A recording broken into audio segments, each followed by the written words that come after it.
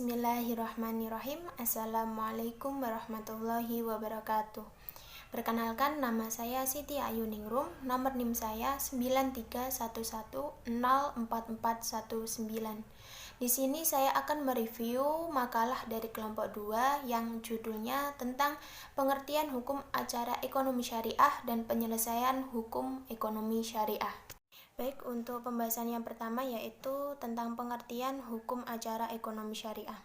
Hukum acara adalah peraturan-peraturan yang memuat cara bagaimana seseorang bertindak di muka pengadilan dan bagaimana pengadilan harus bertindak satu sama lain untuk melaksanakan jalannya peraturan-peraturan hukum perdata.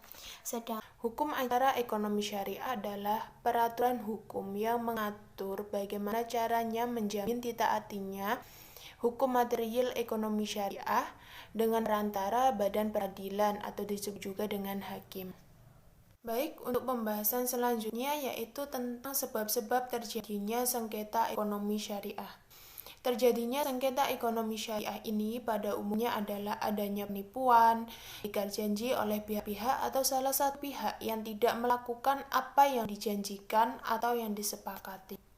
Baik, pembahasan yang ketiga tentang landasan hukum dan prinsip ekonomi syariah. Yang pertama, landasan hukum.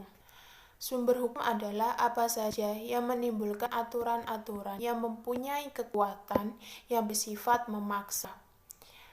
Sumber hukum ini ada dua, yaitu sumber hukum formil dan sumber hukum material. Yang pertama, sumber hukum formil, antara lain HIR, RBG, BW atau KUHP Perdata, BRF, Undang-Undang Nomor 48 Tahun 2009 tentang Kekuasaan Kehakiman, Jurisprudensi Mahkamah Agung, dan SEMA atau Surat Edaran Mahkamah Agung Republik Indonesia. Sedangkan sumber hukum materialnya antara lain fatwa-fatwa Dewan Syariah Nasional, fikih, usul fikih, adat kebiasaan, akad perjanjian, dan KHES, kompilasi hukum ekonomi syariah. Baik, pembahasan yang selanjutnya yaitu tentang prinsip penyelesaian sengketa ekonomi. Penyelesaian sengketa ekonomi ini dapat dilakukan dengan dua cara, yaitu non-litigasi dan litigasi.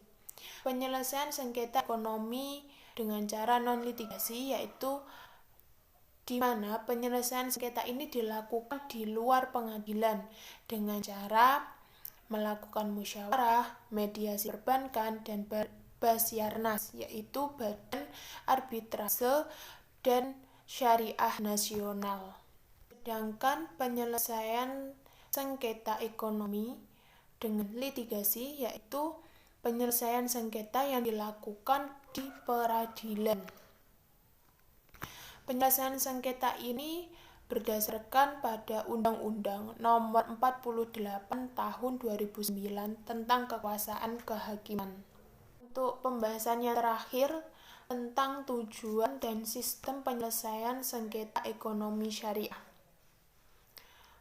Tujuan penyelesaian sengketa ekonomi syariah ini yaitu untuk menemukan solusi penyelesaian suatu masalah ekonomi yang terjadi antara satu pihak dengan pihak lain. Baik, untuk kekurangan dan kelebihan dari makalah kelompok 2. Kekurangannya yaitu daftar pustaka yang diketik tidak sesuai urutan abjad, dan kelebihan dari makalah kelompok 2 ini yaitu materi yang disampaikan sudah cukup baik dan referensi yang digunakan juga sudah cukup banyak. Sekian review dari saya, kurang lebihnya mohon maaf. Wassalamualaikum warahmatullahi wabarakatuh.